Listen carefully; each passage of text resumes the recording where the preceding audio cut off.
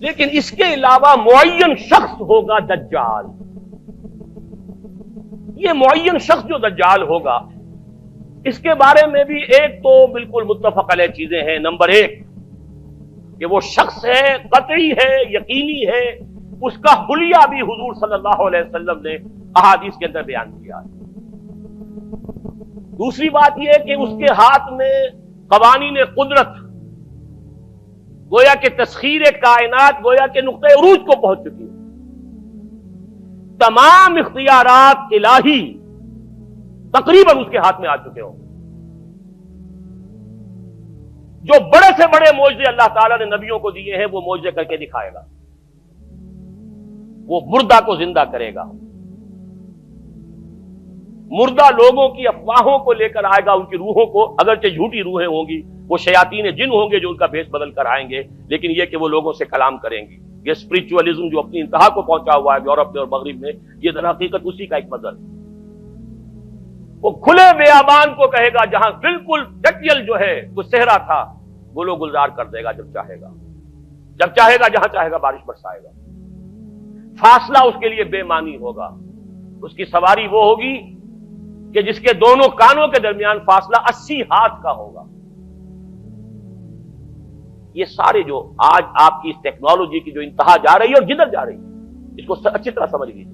آج سے 100 سال پہلے شاید انسان ان چیزوں کا تصور نہ کر سکتا. وہ کوئی سواری ایسی بھی ہو سکتی ہے جس کے دو کانوں کے درمیان کا فاصلہ جو ہے وہ 80 ہاتھ کا ہو. آپ کے یہ سارے جیٹس جو ہیں وہ کیا ہیں؟ ان کے رڈارز جو لگے ہوئے ہیں، دونوں کان ہیں ان کے. اس کا ایک قدم اگر مدینے میں ہوگا تو دوسرا بیت المقدس میں ہوگا. اس کی آواز پوری دنیا میں سنی جائے گی. سنی جا رہی ہے کہ نہیں؟ یہ ساری قدرت، ساری قوتیں، تسخیر کائنات کلیتاً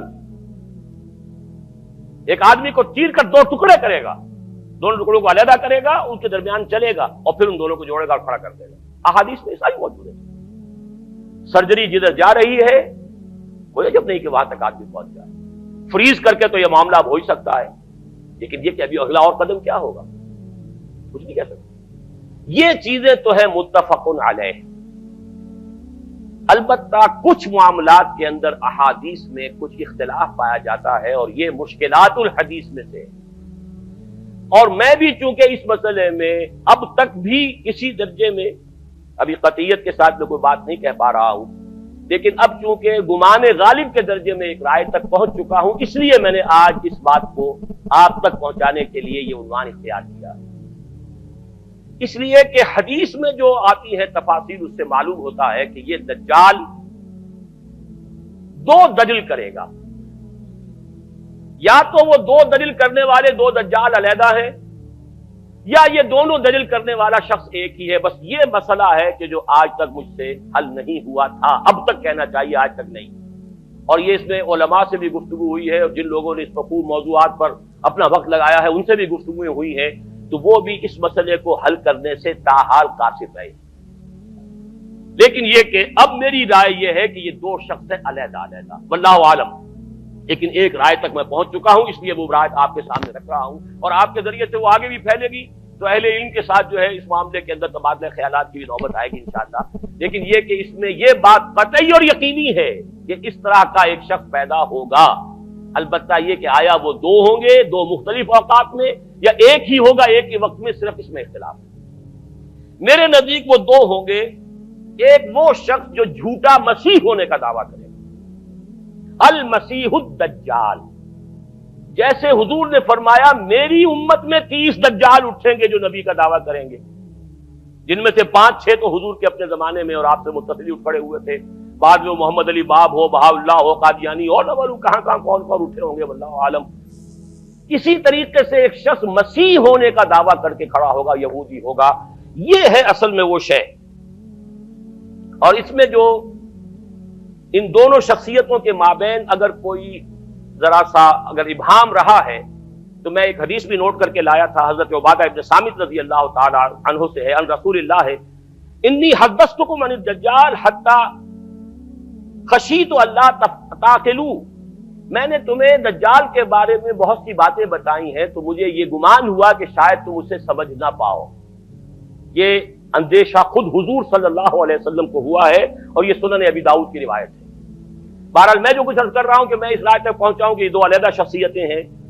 ایک تو یہ ہے کہ ایک مسیح الدجال کھڑا ہوگا یہ ایک دعویٰ کر کے کہ میں مسیح ہوں، چونکہ اس کا زمانہ بالکل قریب آ چکا، اس لیے میں آپ کو اس کے بارے میں خبردار کر رہا ہوں۔ دوسرا جو مسیح جس کی شخصیت مسیح دجال کی آتی ہے، دجال اکبر، میں صرف اشارہ کروں گا، پھر کبھی انشاءاللہ اس موضوع پر تفصیل سے گفتگو ہوگی، وہ میرے نزدیک بالکل قریب قیامت کی ایک علامت ہے۔ جو خدائی کا دعویٰ کرے وہ جھوٹا خدا ہوگا، یہ جھوٹا مسیح ہوگا، المسیح الدجال۔ الدجال الاکبر وہ ہوگا کہ جو قیامت کے بالکل قریب کی تین نشانیاں ہیں، جبکہ وہ آ جائیں گی تو حدیث میں آتا ہے کہ اس کے بعد کسی شخص کے ایمان لانے کا، توبہ کرنے کا فائدہ نہیں ہوگا۔ ویسے تو علامات قیامت جو ہے ان میں سب سے پہلی میں نے بتایا تھا حضور کی بعثت خود علامات میں سے، اس کے بعد 10 علامتیں حضور نے گنوائی ہیں، اور وہ تدریجاً پوری ہوتی چلی جائیں گی۔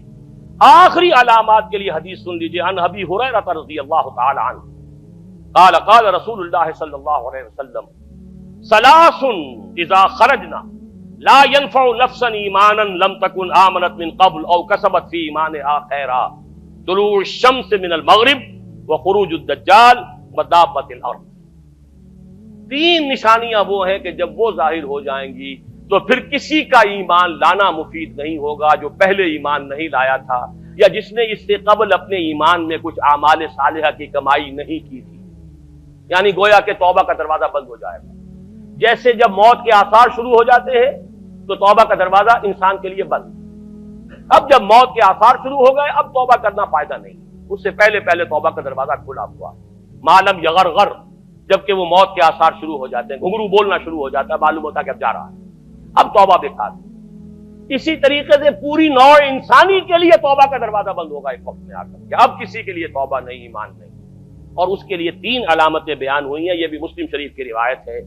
آپ نے فرمایا 3 چیزیں وہ ہیں کہ جب وہ ظاہر ہو گئیں تو پھر کسی کا ایمان لانا جو اس سے پہلے ایمان نہیں لایا تھا، اور اپنے ایمان میں اس نے کچھ اعمال صالحہ کی کمائی نہیں کی تھی، اب قتل مفید نہیں ہوگا اس کے لیے ایمان لانا۔ وہ 3 نشانیاں ہیں، طلوع الشمس من المغرب، سورج مغرب سے طلوع ہوگا، نظام شمسی میں کوئی اختلال ایسا ہوگا کہ جس سے سورج بجائے مغرب سے نکلے گا، وہ خروج الدجال ودابۃ الارض، ایک زمین سے کوئی چوپایا برآمد ہوگا، بعض احادیث میں آتا ہے کہ مروہ کے قریب سے وہ برآمد ہوگا جو گفتگو کرے گا انسانوں سے، کہ بالکل خرق عادت، یعنی وہ چیزیں کہ جن کا کوئی تعلق اب اسباب جو ہے دنیا کے ان سے کوئی تعلق نہیں ہے، کوئی فزیکل لا سے تعلق نہیں ہے، وہ بالکل معجزے ہوں گے، خرق عادت ہوگا۔ اور خروج دجال، وہ دجال جو خدائی کا دعویٰ کرے گا، اور حدیث میں آتا ہے کہ بہت کم لوگ ہوں گے کہ جو اس کے سامنے رک سکیں گے، اکثر و بیشتر جو کمزور ایمان والے لوگ ہوں گے وہ اسے خدا تسلیم کر کے اس کی پرستش شروع کر دیں۔ میرے نزدیک یہ آخری چھلنی ہوگی جو لگائی جائے گی اہل